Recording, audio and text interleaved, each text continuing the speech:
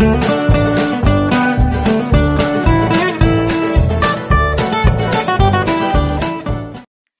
guys, karibu tena katika kipindi chetu cha CL Square Podcast. Kwa majina naitwa Jackie aka The Chosen One, na leo niko na mgeni rasmi, mgeni ambayo ataenda kutuongelea juu ya mambo ya ndoa. Ako na experience, so tutaenda kumsikiza. Kama wewe ni muolewaji, kama wewe unatarajia kuolewa, basi karibu, tumekukaribisha. Chukua kiti yako, ukae na upate mawili ama matatu ambayo itakusaidia katika ndoa yetu. Basi na mgeni wetu atajitambulisha kwa majina zake, ametokea wapi, atatuambia hizo zote. Basi karibu. Asante sana mwanangu, asante kwa kunikaribisha. Kwanza congratulations. Asante. Kwenye mission yako hii, antuka naona vitu zote viko vizuri. Asante. Ongera kabisa. Asante kabisa. Mimi kwa majina naitwa Bridget. Wengine wananijua kwa jina la Nazo. Naishi, mimi ni mgeni hapa Canada. Mimi naishi Belgium.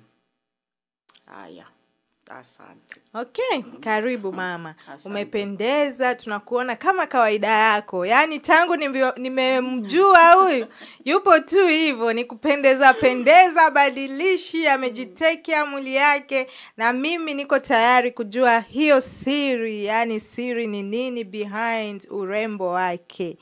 Mama, leo tunaenda kukuuliza maswali na ninaamini ya kwamba utachangia na sisi maswali ya ndoa. Hakuna shida. Swali la kwanza ni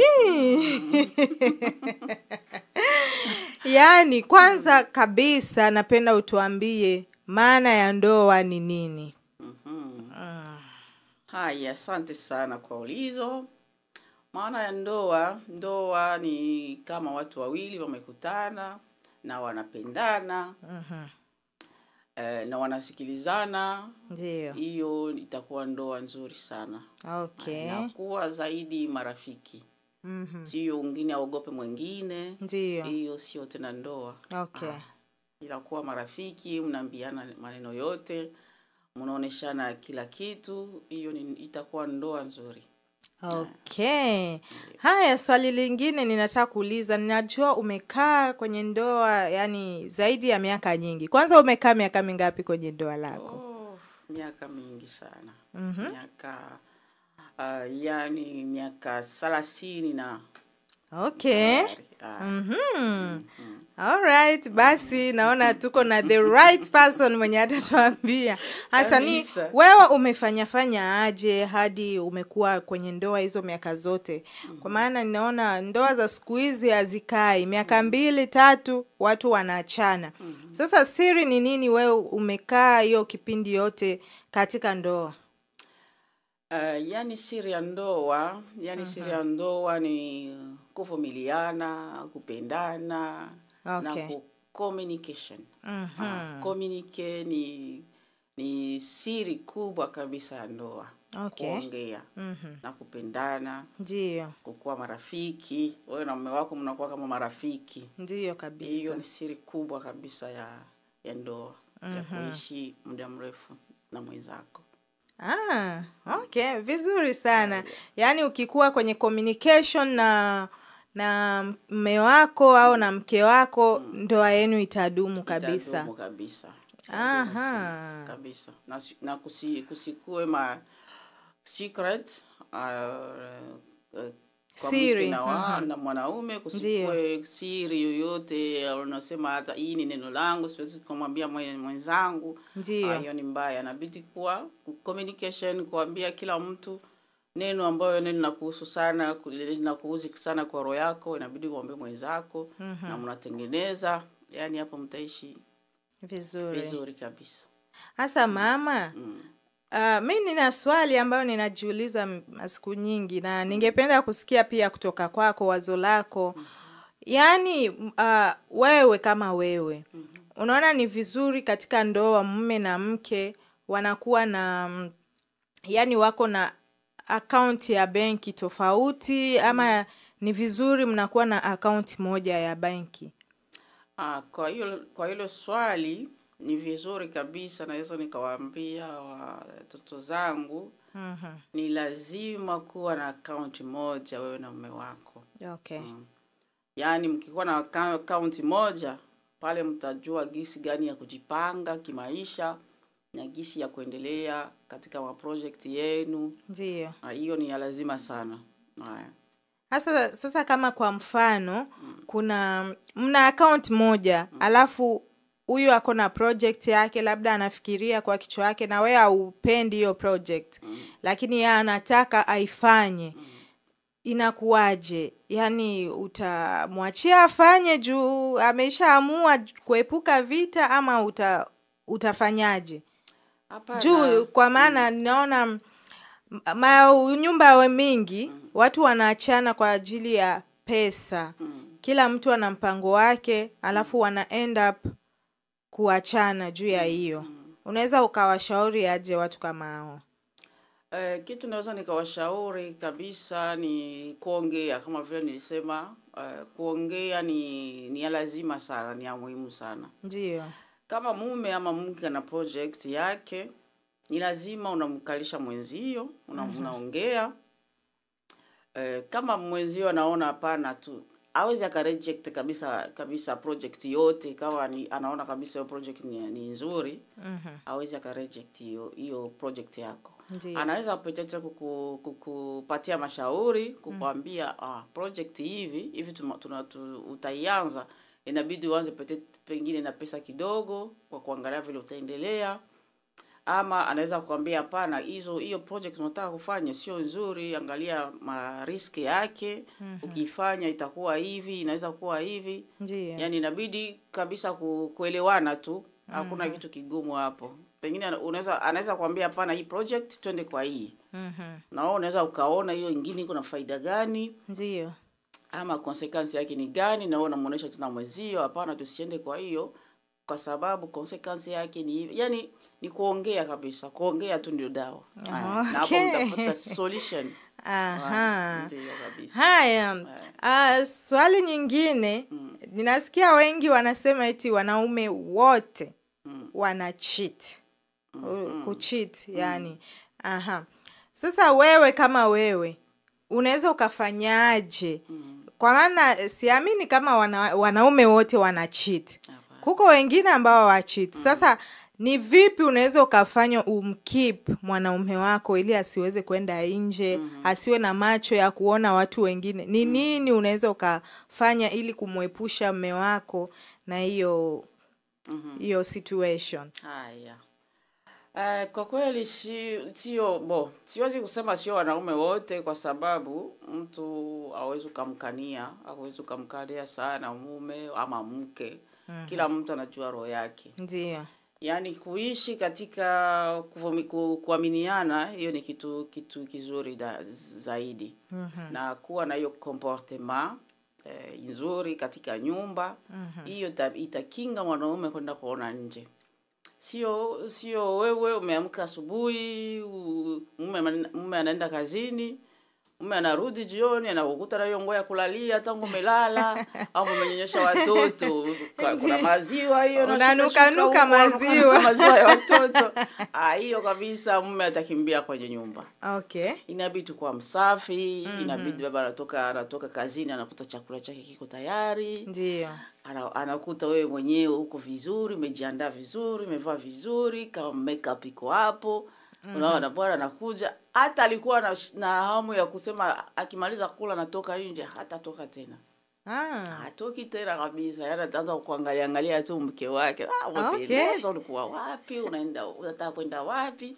Nasema hapana mume wangu, nimejiandaa kwa ajili yako tu. Niko tu nyumbani wala sijaenda mahali. Unaona, hiyo yote naziwia mwanaume kwenda kuona nje. Okay, yani tukiwa wasafi basi wanaume wetu watakaa. Ukiwa mchafu unamfukuza. Unamfukuza kabisa. Okay. Amweki yakwe mwanaume naye anapenda uchafu hapo. Najua kuna zero experience yangu. Kweli mwanaume anapenda usafi, anapenda mahali anafika pako kimya. Unamkaribisha vizuri. Ndio. Chakula chake kikuwe hapo.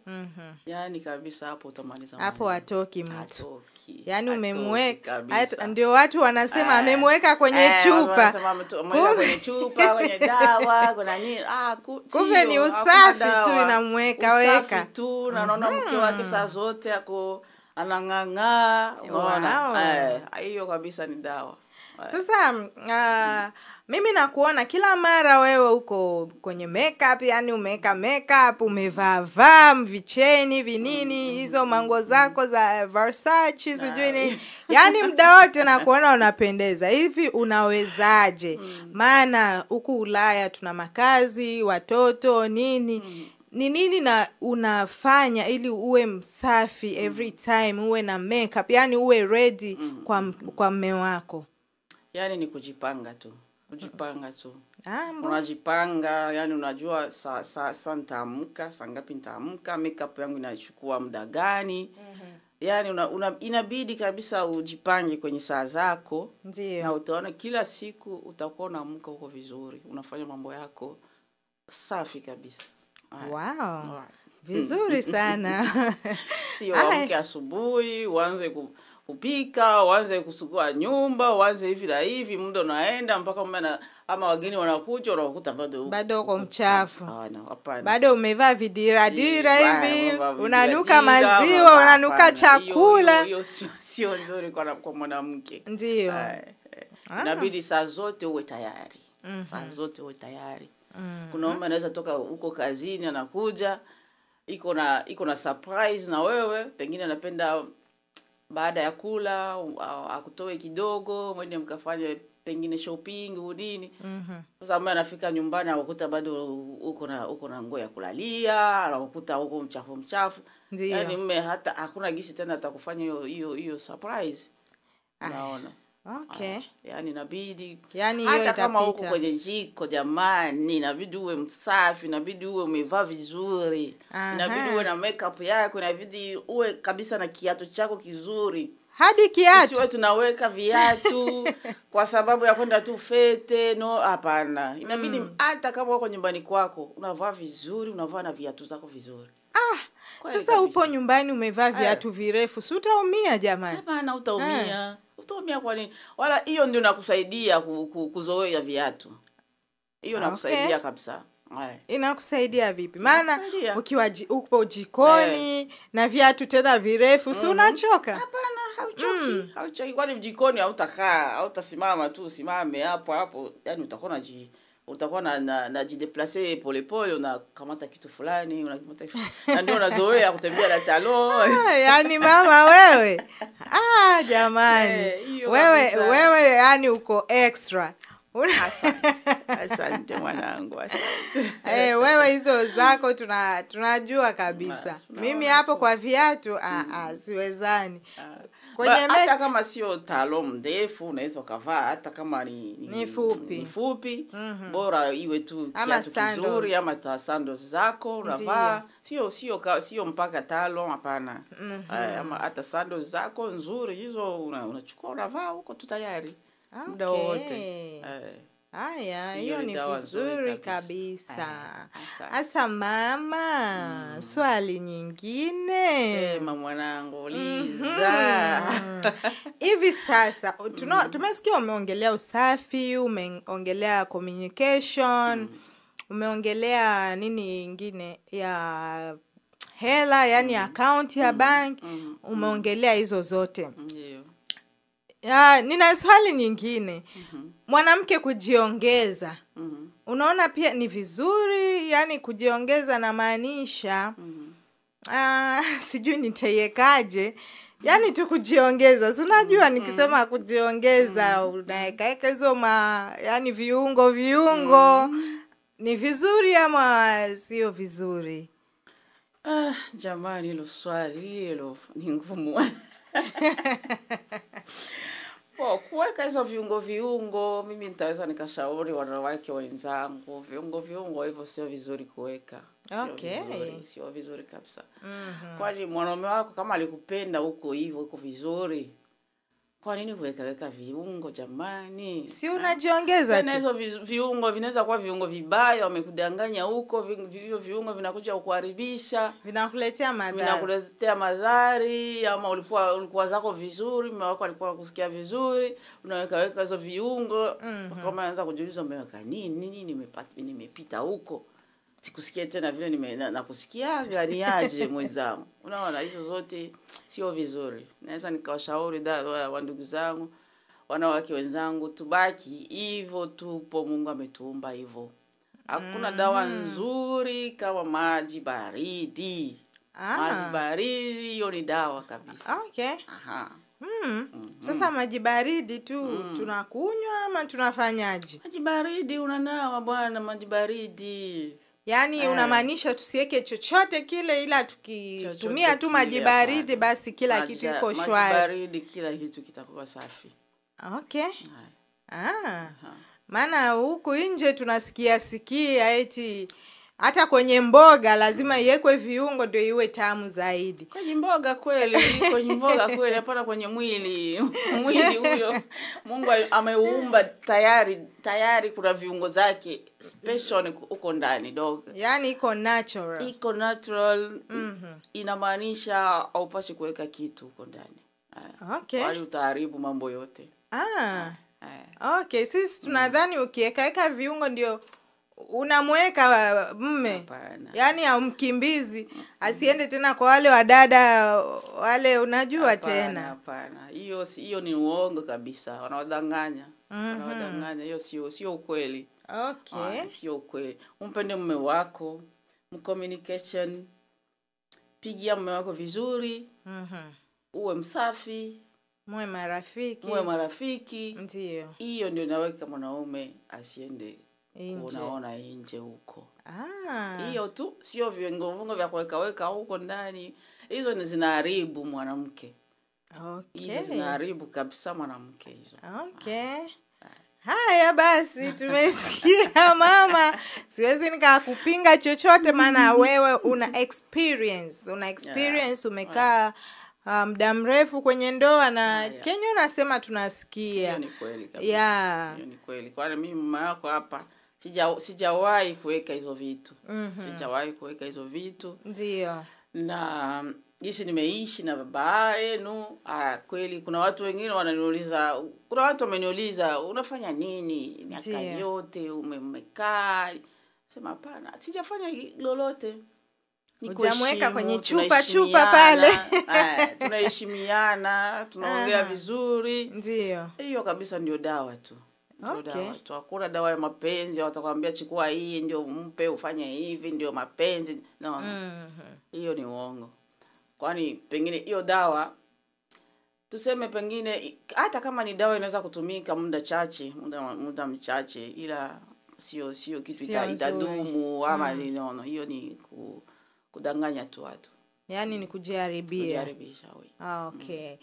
Haya, tumesikia mama ushauri wako, tunafurahi kukusikia na tumefurahi kuwa na wewe hapa mahali. Yaani umetufungua akili, umetufungua mambo mengine ambayo tulikuwa hatuyajui na sasa tumejua.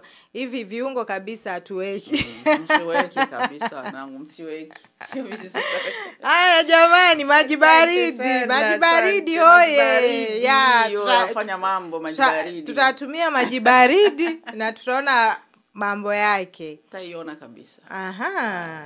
Okay, sawa basi. Sasa na hiyo mwili wako ulifanyaje? Mbona uzeeki? Kuzeeka ni neema. Nimejaliwa na kujichunga. Mwanamke inabidi ujichunge mwenyewe. Sio kula ovyo. Mawazo mingi pia inatuma mtu unaharibika, unaona. Ndio. Ni lazima kweli mtu unaweza kukawaza lakini isiwe sana. Ukafuata mambo ya dunia, utawaza sana, mwili utakuharibika, utakuwa vibaya. Lazima kumwachia Mungu yote. Okay. Ukamwachia Mungu maneno yako yote na Mungu atakusaidia. Okay, kabla hatujamaliza swali ya mwisho na tutaishia hapo. Nilitaka kuuliza